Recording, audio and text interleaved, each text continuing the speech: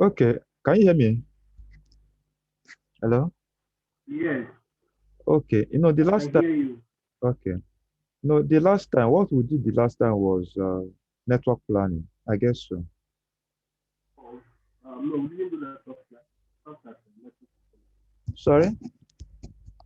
We talk like network topology, we do network topology. So you're just talking about the physical layer, the Your logical network is, layer. your voice is breaking. I said the last time we talked about network topology, Okay, and we will talk about the physical layer, then the logical layer. So that was what so, but we didn't proceed to network planning because of the poor signal.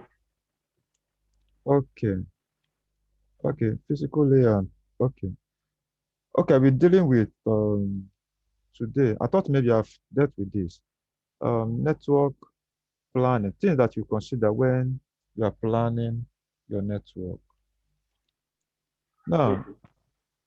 when you're planning your network, like for instance, you are a network engineer, you've been given a contract to set up a network, or you want to upgrade a network, things that you're supposed to consider before you now Mm-hmm. finalize the whole plan, like before you now start setting up or installing your network.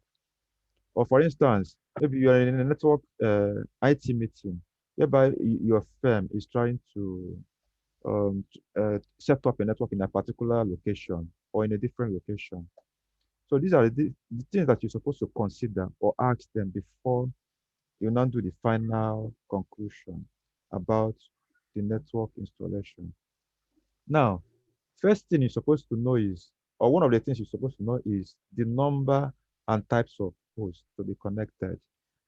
You need to be aware of the total number of or available number of hosts your clients is expecting. Like when I mean host, of course, you know what I mean by host, like printers, the servers, printers, the servers, and other network devices. Um, Now, having knowledge about the number of hosts will help you to know the type of switch or the number of port of switch you're supposed to go and buy. For instance, you know that switches, they all have different types of different number of ports. Like some switches have four ports, some have eight, some have 16, some have 24 ports, some have 48, 64, and all of that. Now, if your client is expecting like 20 hosts, you shouldn't go and buy a 16 port switch. Or your client is expecting like 30 hosts, I should go and buy 24 port switches. So in such cases, when you have the knowledge about number of hosts, it's not supposed to guide you to know the type of network device they're supposed to buy. And again, not just the number of hosts, the type of host. There's some hosts that are PDs. I've explained something about PDs are power devices, the devices that have PoE capability. There's power over Ethernet capability, like devices that can receive power and data through the cable at the same time. So if you're expecting some hosts that are power devices, like alarm, some radios, cameras that are PoE enabled, if you have such plans, you're supposed to know the type of network devices you're supposed to buy. Like switches, there are switches that are PoE and non-PoE switches. Now, if you're expecting PDs, like power devices, you're supposed to at least make arrangement um, PoE switches. Also, you're supposed to be aware of the applications to be used. Now, some firm or some enterprises will have plans of using some type of applications or possibly have a server. Not a server is almost like a computer that have different applications that clients have access to or that serves other clients from one particular application. So if they are expecting something like an application on a server, maybe Azure or any local application in a server, supposed to be aware, have a notice of that, so that when you are planning your network, you're supposed to know how to set up the topology. And again, you should know that servers always have a static IP address. I will talk about that. You don't give server DHCP or dynamic IP address. We'll deal with that one later on. Now, also, you're supposed to consider the sharing and internet connectivity. Sharing and internet connectivity requirements. Sharing and internet connectivity requirements. It has to do with what files are supposed to be shared, how the users are supposed to have access to that, and also internet connectivity requirements. You should also weigh the demands of internet by the users, because you shouldn't be expecting to be using something like one um, you're not supposed to be using something like one mbps by 1 mbps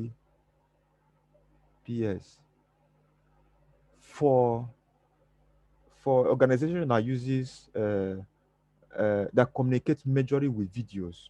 Like maybe organization I always use um, video conferencing or upload videos and all of that. This team might not be able to serve them well. Might not be able to serve them well.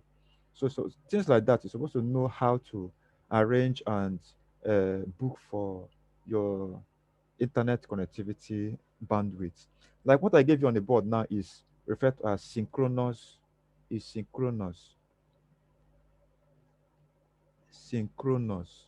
When I mean synchronous, I mean, excuse me, I mean when you have up, up, uh, up bandwidth and down bandwidth to be the same, like one upload and one download.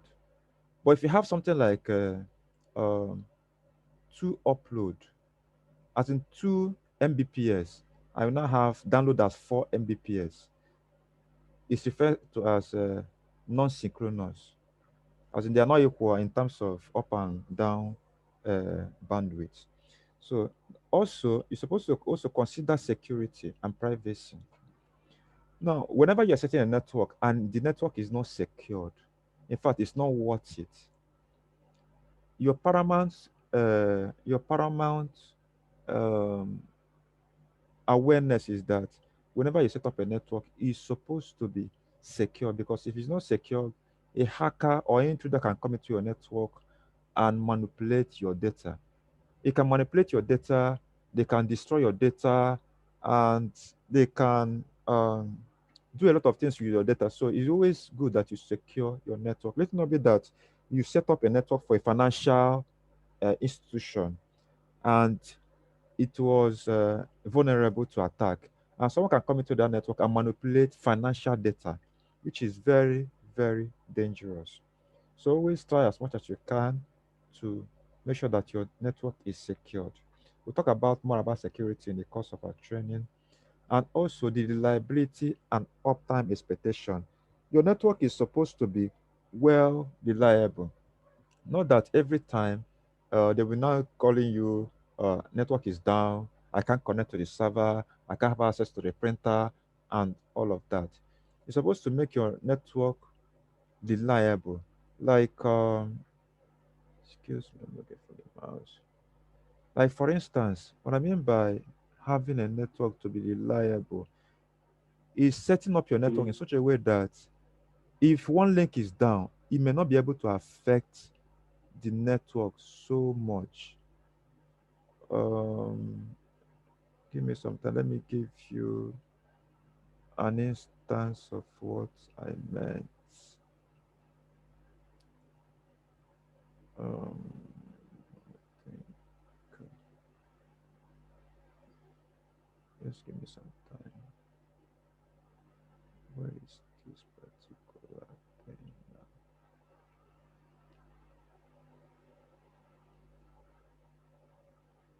Please hold on. Trying to find it. Maybe I can use this particular one. I can't see exactly what I'm looking for, but let's see this.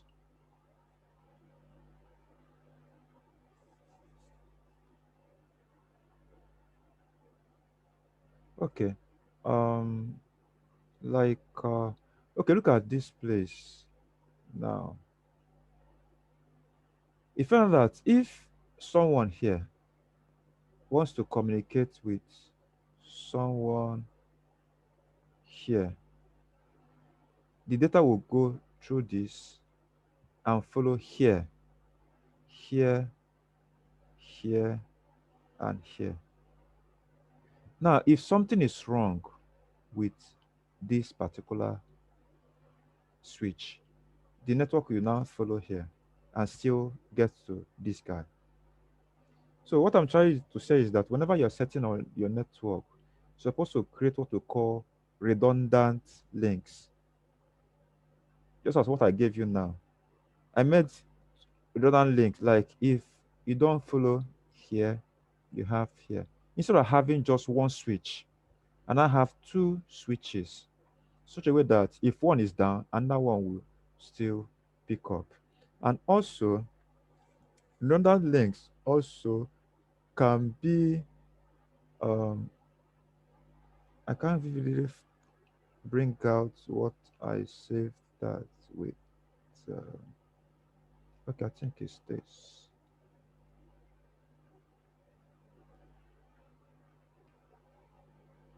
Okay, look at this place now.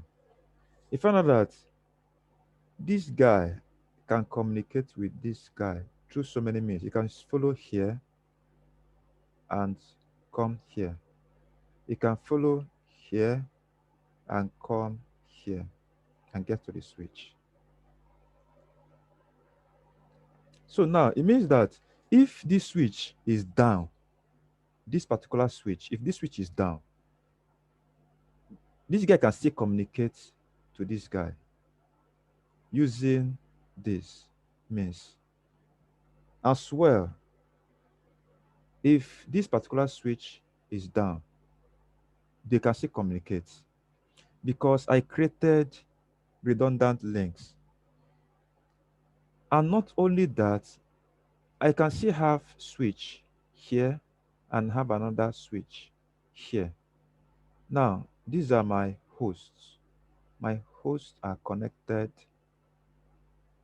here, and I have another host here, and I have another host here. If I want to connect the two switches together, I can use one cable to run it. But if something goes wrong with this cable, everybody will be down. I can't connect from here to here. So in such case, it's always good to create redundant links, like more than one link.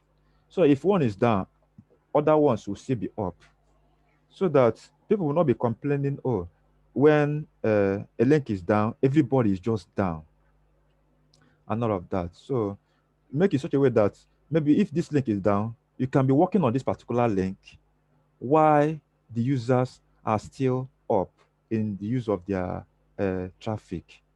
So if you're taking time to work on this, nobody will be complaining about connectivity. So supposed to be able to design your network in such a way that you can easily get back up from any downtime. So another thing you're supposed to consider also is connectivity requirements, where you should use cables and where you should use wireless. Now, you don't expect to be using like cable in a department that have up to like maybe 50 users in a particular room or in a particular office. Instead of running cables to them individually and all of that, you can just set up a wireless device like AP, access points, that will give them wireless so that they'll be able to connect wirelessly. So you're supposed to know where to use wireless and where not to use wireless. Of course, I know that wireless is easy to set up and is prone to attack, unlike wired network. where you can easily, in wire network is more secured and it's not prone to attack. Although they all have their different advantages and disadvantages, but you should be able to know what to do at a particular point in time, or the best way to set up things at a particular point in time. Now, there are other things too you still need to consider, like power. Supposed to consider your power source. Power source.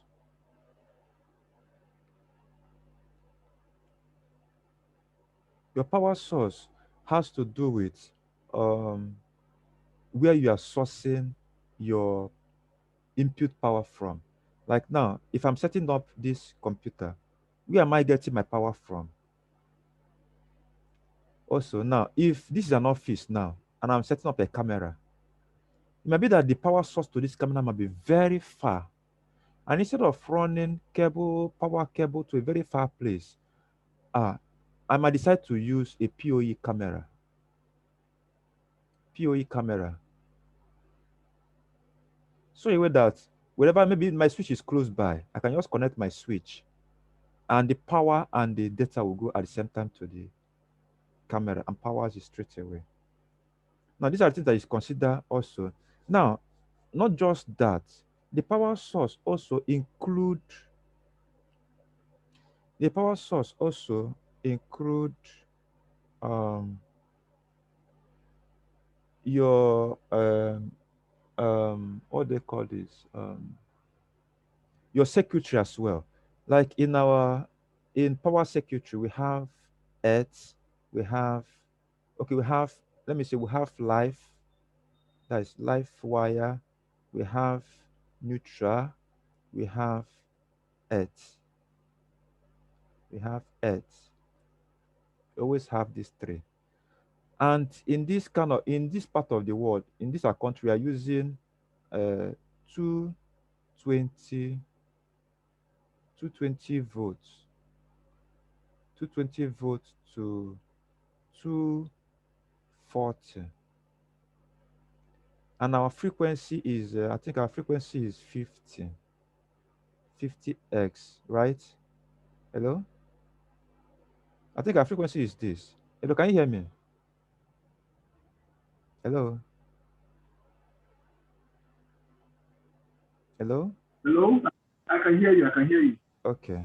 Oh, just to get confirmation. Okay, now in our country we are using 220 volts to 240 volts, and our frequency, I think our frequency is 50 hertz. So when you want to set up a network for someone or set up your network, you always consider power source. I'm still on power source. Now, in power source, there is always need for you to use power surge adapter. Power surge adapter. Power surge adapter. When I mean power surge, I mean an adapter that can resist spike in voltage. Because sometimes voltage might spike up or might just rise very high and still come down. So whenever such thing happens, it can actually damage your devices. It can damage your devices. So in such case, what you know you're supposed to do is that wherever, or especially in the case whereby in your server room, you know that you have your switch, you have your router, we have your so many things, and they all connect to a particular extension, and that extension is connected to the wall. For instance, that wall, you're supposed to use this power surge on that wall first, so that if there's any spike here, it will only affect the adapter. It will not go and blow your devices. These your devices.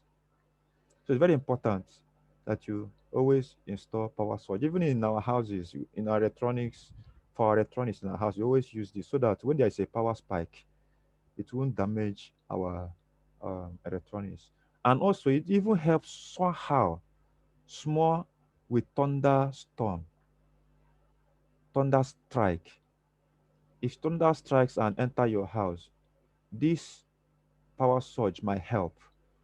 In as much as the fact that you're supposed to install a power arrestor, thunder arrestor, that's the way, thunder arrestor on top of the roof of your house. Thunder arrestor. So also install it on top of the roof of your house to be sure that, or to safeguard your circuitry, your electric circuitry. So these are things that you're supposed to consider. Now back to what I was saying about our um, voltage that we use in our country. We are using 220 volt to 240 volt. So anything outside of this range is not good. So if you think maybe where you are mounting your equipment have voltage frustration, you can as well use uh, stabilizer, power stabilizer. Power stabilizer will help you to stabilize the voltage when there is a change. Of course, some UPSs do have this power stabilizer in them.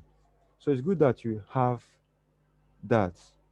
And very importantly, if you don't have access to power stabilizer and all of that, you are mounting straight, it's always good that you use your multimeter to test the connection between the live and the neutral. That is on the junction box. No, on this, what they call it? This particular box you always see. You always see things like this on the wall. So you test the live. If this is the live, let's say this is, sorry. If this is live, this is neutral. Hello. Yeah, this is earth. You have any question? Hello? That's internet.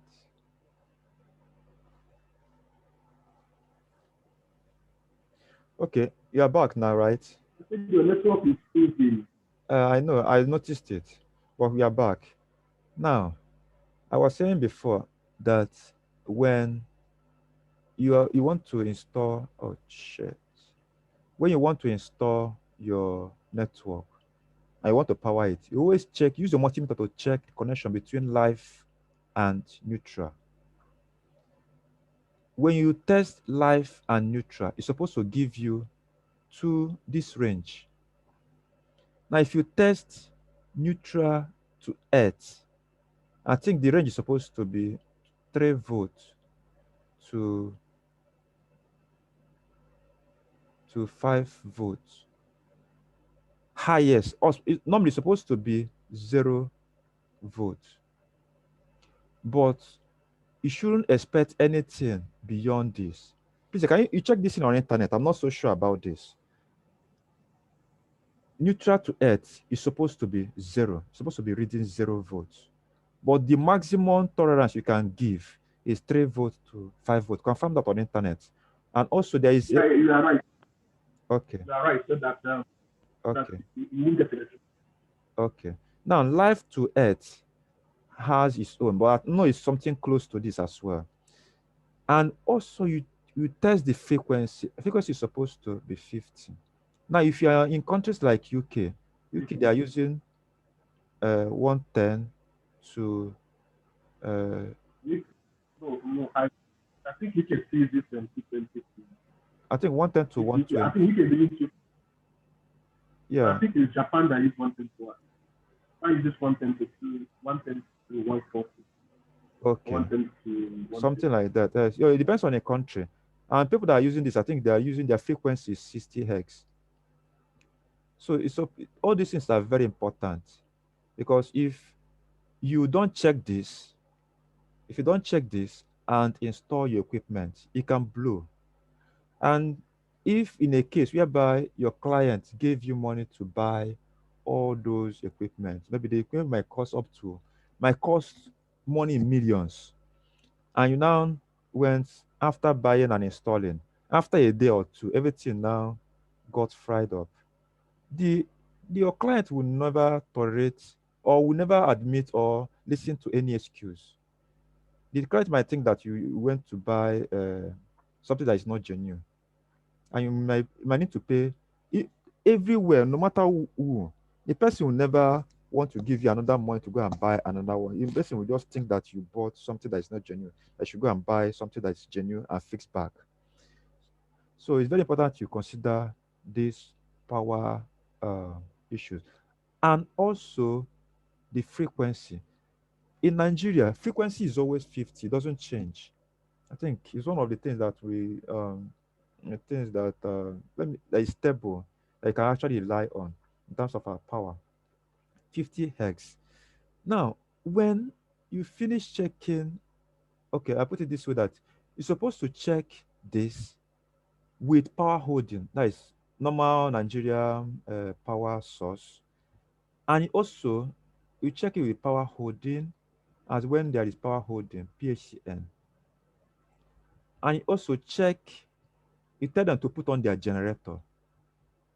You put on generator and check that of gen, because most times gen used to have this issue, frequency issue. So if the frequency is not 50, they should go and fix their gen, or they should never use their gen on your equipment. And most times you confirm all of this before you install your network. Now, if your client is insisting that you should install, that you should ignore whatever issues he has or he or she has with the secretary, the person should sign uh, a memo of understanding that if anything goes wrong, the person will take responsibility of it. It's very important, this power stuff. I might not go so deep into that, but it's very, very important. And also, you should take cognizance of humidity as well. Humidity and temperature. Humidity and temperature. Where you are mounting your um, network devices, supposed to be air conditioned because of the heat that comes out from them. So, but if your client cannot afford to get air condition, you make sure that that place is well ventilated. Is very, very important. So these are the things that you consider um, when you are planning your network, and much more. I might not say everything. There are much more, though, because of the training. I might be saying other things as well. So that's that for now for network planning. Then the next thing I will want to talk about is hierarchical design of network, um, hierarchical design of Ethernet network. Hierarchical design of Ethernet network. So I'm done here today. So hierarchical design of network. Okay, now when you set up a network for an enterprise, there's something we call uh, okay, your network can be arranged in a hierarchy, and we have three hierarchies of your Ethernet network: access layer, distribution layer, and core layer. Now, this particular setup is three tier. Is three tier, where we have access, distribution, and core layer.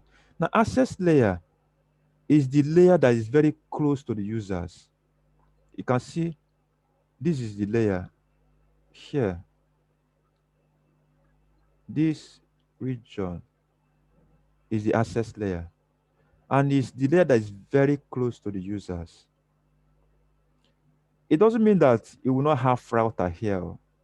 It could possibly have router, but or let me put it at your level. Just continue what we have on the board. Now, You just know that access layer is just what is close to your the layer that is very close to the users, and is connected with the switch. It uses the switch to link the users all together. Now, when someone wants to communicate with another access layer, you use router. Like for instance, I want to communicate from this system to another system. You know that they are on different access layers. This guy is connected to this particular switch. Like if I want to connect from this guy to this guy, they're on different uh, access layers. So for this one to communicate, it has to go through this. But normally, distribution layer connects access layers together. Now I'm supposed to have something like this as well. I think I have another diagram that has that. Okay, look at this particular one now. If this guy wants to communicate with this guy, they're on different access layer. Now, it will go through here and it's supposed to connect. Okay, okay, see this one. If I want to connect from here to here, if I want to connect from there to there, I can run from here, there, there, and there. So distribution layer actually connects, helps, or just connects access layers together, or makes the connection between access layer to another access layer easy. So back to this, what we are talking about. Now that's the function of distribution layer. And also the distribution layer links and one distribution layer to another distribution layer. Okay, sorry, not that. It's the core layer that links one distribution layer to another distribution layer. And in distribution layer, it is always characterized with routers. Routers. While in core layer, is most of the times characterized with layer 3 switches. Layer 3 switches. This is a layer 3 switch. It has the functionalities of routing and switching at the same time. So it can do routing and switching. It's not as though you won't see routers at this level. You can as well see them, but the major function of core layer is that it links distribution layers together. Like you can see that it links this guy to this guy. So it don't help you when you set up, arrange your network accordingly as in layers as this. It helps you to group your um, your networks and make it to look organized, and also helps your network to be efficient and to be well optimized. So just know that in three tie we have access layer, distribution layer, and core layer. But in two tie, in two tie,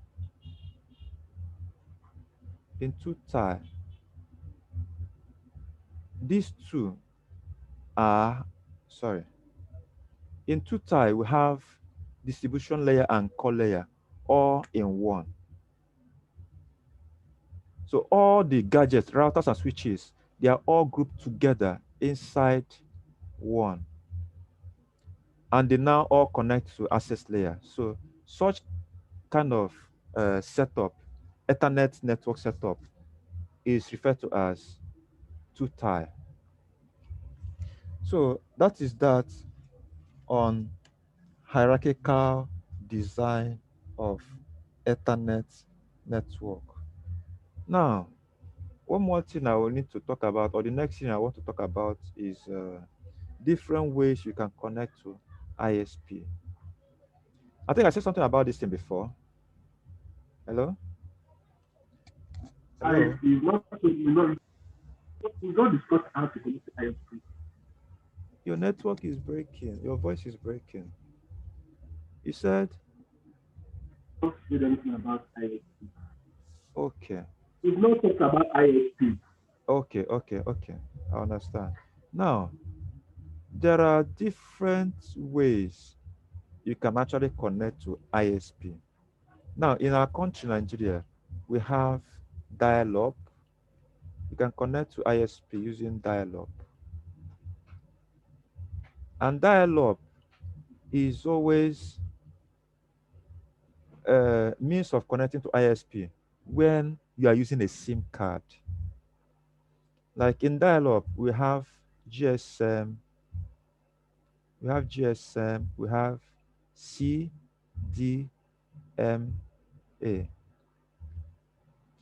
Of course, in GSM, we have 5 GSM bodies in Nigeria. We have MTN, we have Glo, and others, and the rest. So you can connect to ISP, you can browse just as your phone. You can use your phone to connect to internet. Of course, through ISP, either through MTN and all of that. So that means of connecting is what we refer to as dial-up. Or if you are using something like Spectranet, their modem, not in their modem, no, their modem always have a SIM card. Spectranet, Vodacom, and the rest, they are all CDMA. So this group, they are referred to as dial-up. But you also know that they are characterized with SIM card. It's not as though that uh, some phones don't have SIM card. Some phones that are customized. If you open it for your own SIM card, doesn't mean that that one is not under dial-up. But just know that most of the dial-up are characterized with SIM cards, so they can be either GSM or CDMA. Now, another way you can connect to ISP is using satellite. Satellite. So satellite. Something like this part. Sorry, This something like this part. This part. please can you say that again? Hello. I mean, you said another way to connect to ISP. Can you hear me? Can Yeah, you hear me? yeah. Another So, I way mean, to talking about connecting to ISP, you spoke about using CDM, GSM, and CDMA. That is GSM, Global System of Operating Telephone, CDMA, is several definitions, something like that, and forgotten the CDMA. So I know that for like for the phones we use, like the phones we use now mostly on CCMA and then GSM. Or then yes, just like talking about the government system installed when I was in university, okay, the department they installed some satellite um VISA. The popular one we're using them was VISA. okay. So that was used by satellite. He said if we not the last thing you said. I'm talking about I'm talking about VSAT. VSAT is VSAT a satellite system of connecting to the internet. That's what I'm asking. D flat. I don't know how that one looks like. Oh. VSAT it looks like this satellite dish. It looks like this fish. Okay, yeah. This dish. Yes, that is satellite. Okay, now, okay, let me put Okay. it this way. Satellite always, if you're connecting through ISP using satellite, is always Yeah. it always looks like, let me just give you a diagram. There is always a satellite dish mounted outside, and the satellite dish is connected to a modem. Of course, modems are routers, they are customized routers. Sometimes you can even have your own router. So, and from your router, you now have your switches. And from your switches, you can now connect to your users. So this is the way a satellite network will look like.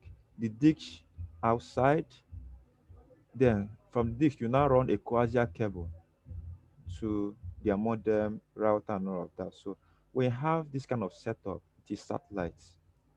As far as there is a dish pointing to the satellite in space, and your ISP is somewhere in a country, another country with their own satellites. So their satellite feeds you and you connect like that. You connect through satellite in space. So such way of connecting to ISP is satellite means. Now we have other means too. We have uh, we have cable TV method. Where's my mouse? I'm looking for my mouse. Okay. We have cable TV system. This system, although we never use this in our country, I don't think we use it, but it didn't last in our country. So this is the way it looks like.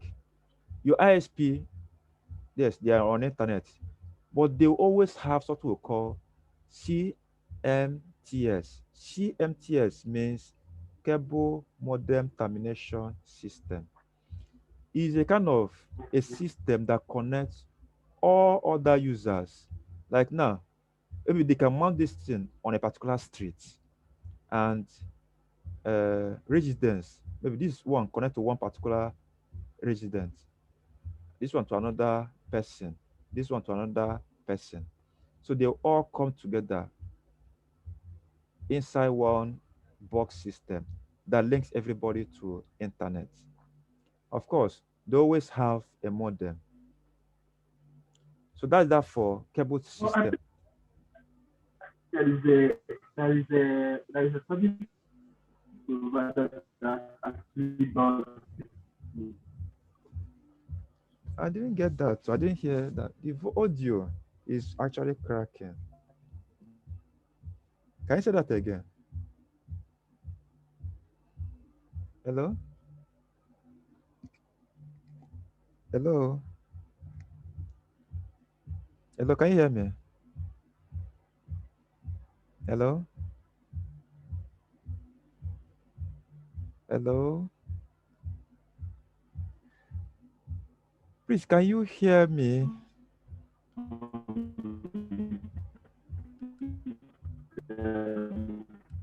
Hello? This can be network. Oh.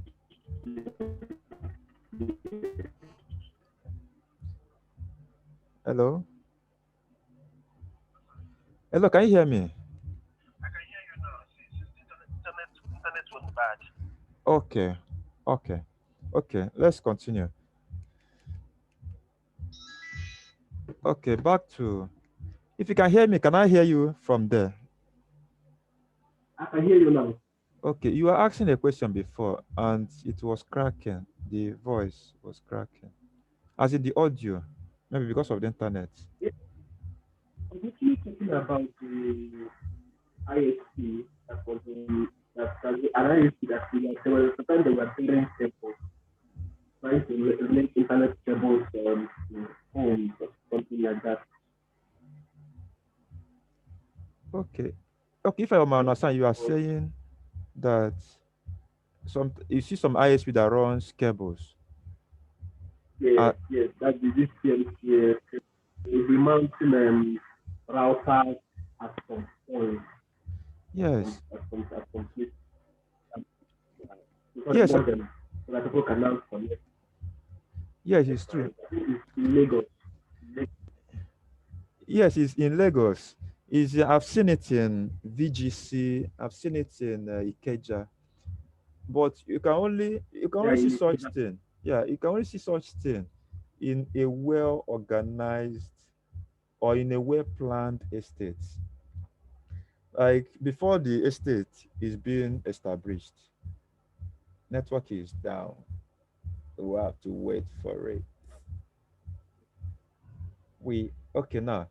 Like in any states, when they are planning estates, they plan as well the network of where they will now run cables in such a way that when people now finish build their houses, they can actually connect to the ISP using all those laid down uh, circuitry or cables for them to have access to the internet.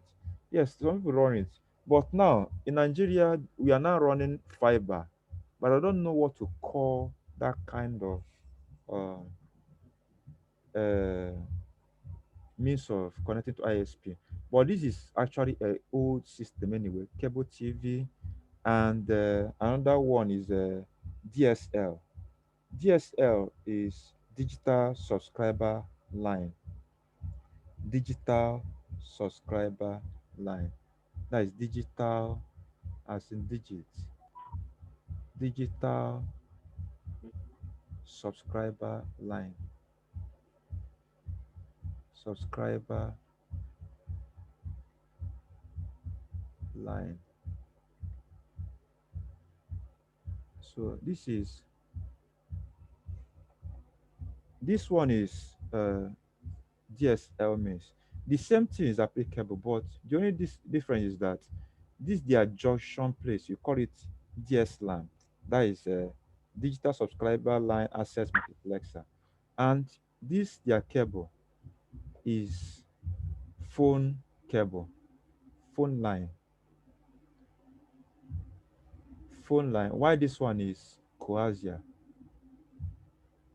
But I believe that this is old technology anyway. But now we are using fiber. Most of the means now are using fiber.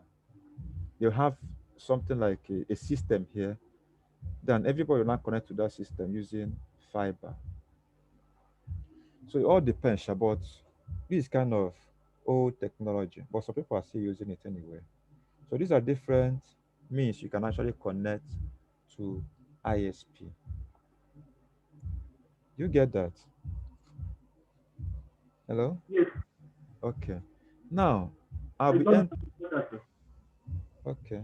So I'll be entering into the real stuff because as I told you before, this I'm bringing all those terms so that so I need to answer this call. Hello, hello. Sorry.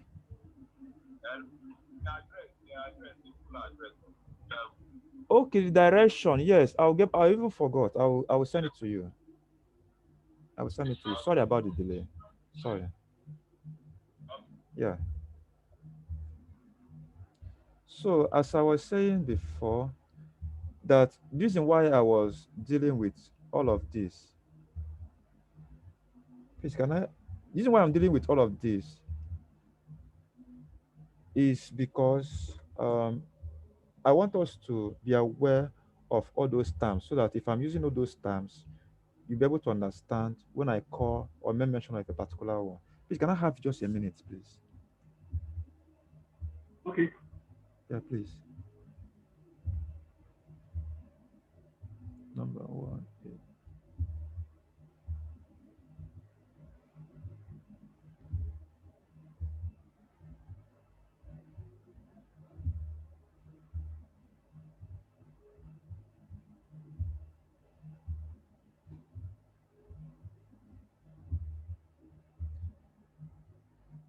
Please, sorry about that. It's important that we get this done.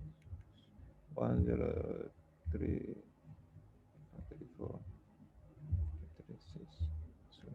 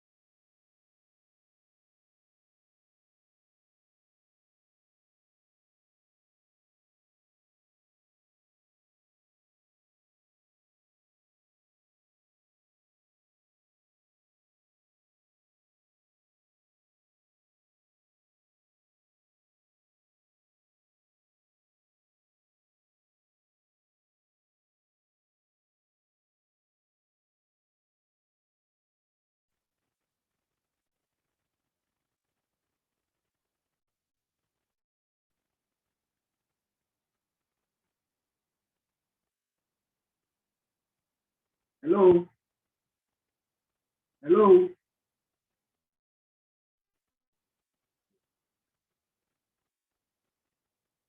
Hello, can you hear me?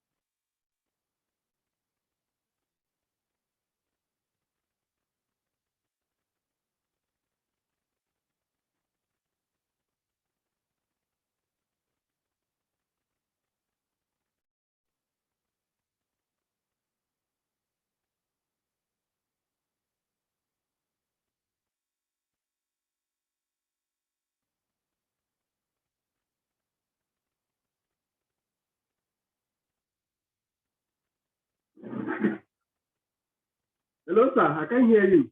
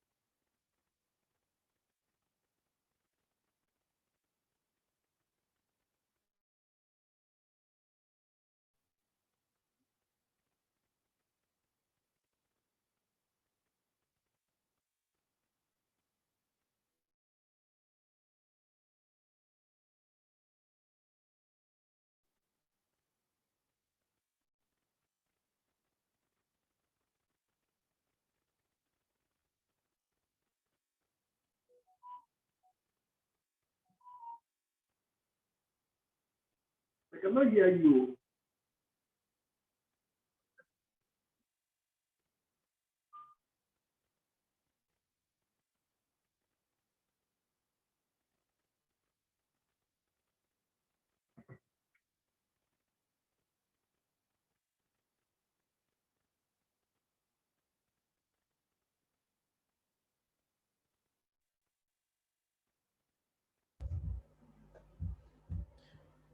Sorry, can you hear me now?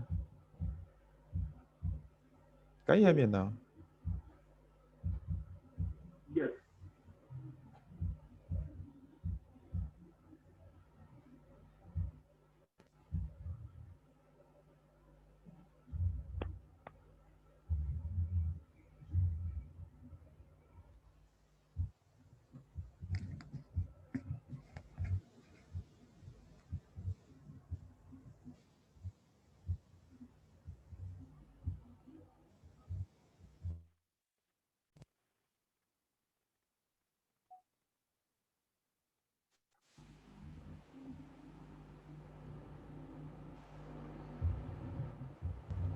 Okay, can you hear me?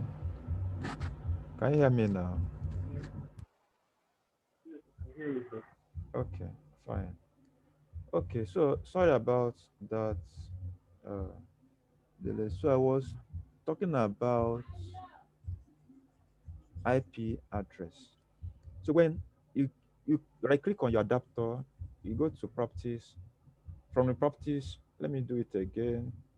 When you click on right click here, you get to properties. Properties will now lead you here. You now select version 4 and click properties. Now, I now said that you see that I have two options. Now, the two options is two ways you can actually assign IP address to your host or to your system. We have manual, we have dynamic.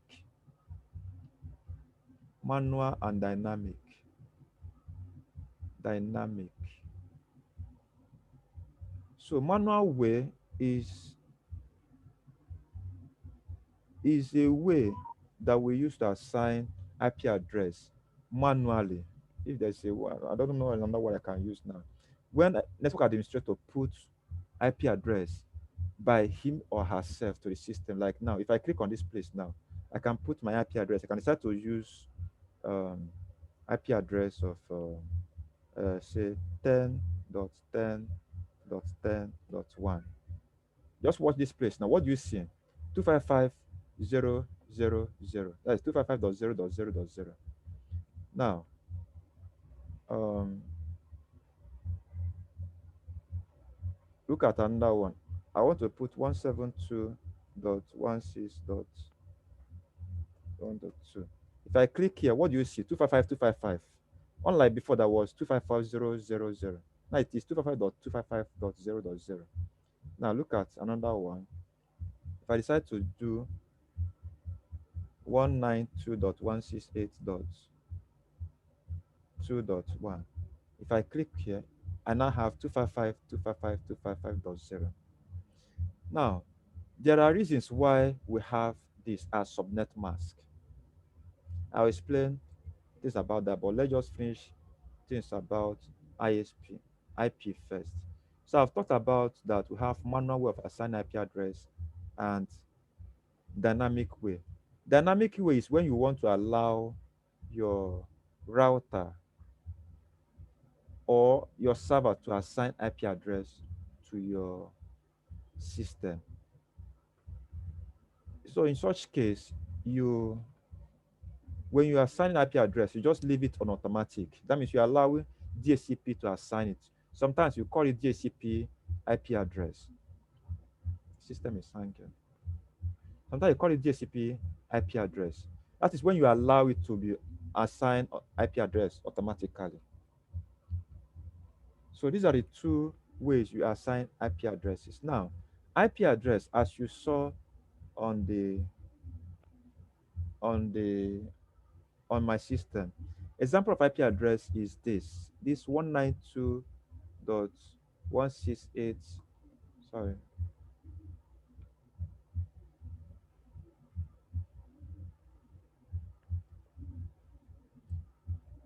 So 192. Okay. Now, if I leave it on this, obtain IP address automatically, that means it's on dynamic. If I leave it on this, that means I am allowing it to be on dynamic.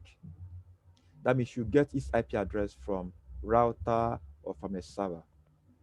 So these are two ways you can actually assign IP address to your system. Now, Looking at an IP address, example of IP address is what I have here: 192.168.1.5. 192.168.1.5. Now, I said before that IP address is 32 bits. IP address is 32 bits logical address. Sorry, please.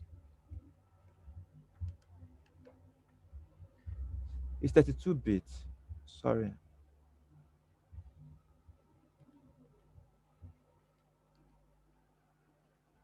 32 bits. Now, each of the bits, each of the bits is 8. Here is 8 bits, 8 bits, 8 bits, and 8 bits. And when you add 8 here, 888, you have 32 bits. Now, you should also know that inside the bits, inside the IP address, you can have 0, 1, 2, 3, 4, 5, 5, and all of that, and 255. But you cannot have 256 inside your IP address. Like now, I can't have something like 192.256 dot maybe 1 or dot 7. You can't have anything 256. You can only have maximum of 255. You can have 0, 1, 2, 3, 4, 5, 6, 7 till 255. You can have 256. Why? Why is it that we cannot have 256? Why we cannot have 256 is because in a full bit, the total number of a full bit is actually 255. Now, normally, we human, please, can I have your, let's just have a minute, please. A minute, please.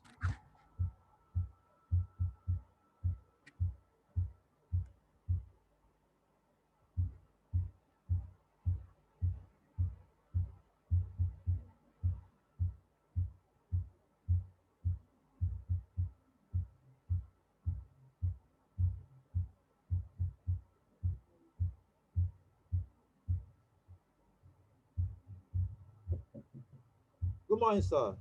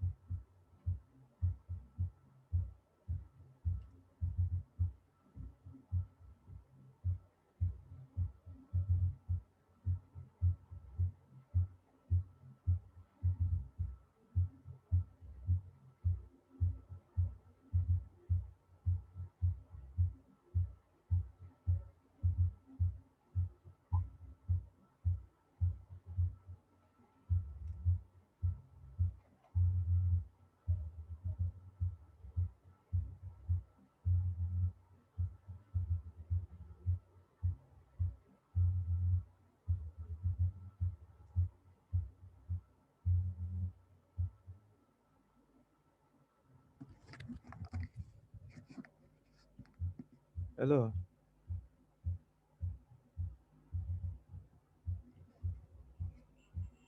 Hello, are you there? Hello?